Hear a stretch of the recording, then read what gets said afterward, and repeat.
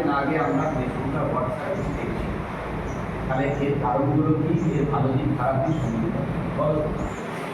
আমাদের মাঠে রোজ সকালে খেলতে যাওয়া আমাদের শরীরে ভালো।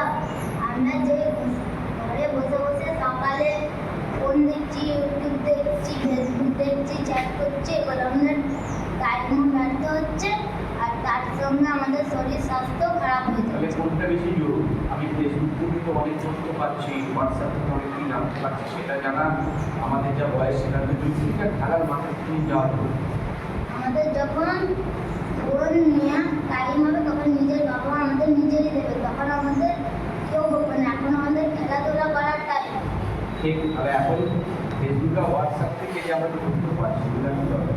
আমাদের খেলাধুলা করার টাইম, তাহলে আমাদের কী করার কল্পনা আমাদের মাঠে কী করা? মাঠে গিয়ে আমাদেরকে প্রথমে যেতে হবে, জগিং করতে হবে, তাহলে শরীর স্বাস্থ্য সব যোগা করতে বা হবে। যে কোনো ধরনের খেলাধুলা করতে পারে। আচ্ছা, ফেসবুক কাজে লাগায় কি লাগায় না? ফেসবুক আর হোয়াটসঅ্যাপ কি কাজে?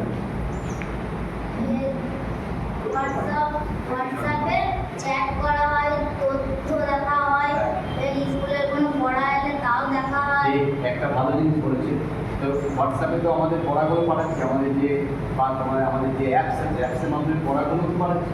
তাহলে একটা জিনিস সুবিধা হচ্ছে, ওর মাধ্যমে আমরা কিন্তু তথ্য তাড়াতাড়ি পেয়ে যাচ্ছি, তাই তো? কিন্তু আমাদের এই বয়সে বেশি তথ্যের প্রয়োজন নেই। তাহলে আমাদের কী করবো? আমরা কী করবো? আমাদের কি উচিত করতে বলে দাও? আমাদের প্রত্যেক সকালে উঠে মাঠে যাওয়া উচিত, খেলাধুলা উচিত, আর বেশি ফোন, ইউটিউব, হোয়াটসঅ্যাপ দেখা উচিত না। শরীর স্বাস্থ্য খারাপ হবে, চোখও খারাপ হয়ে যাবে, কম বয়সে চশমা নিতে হবে।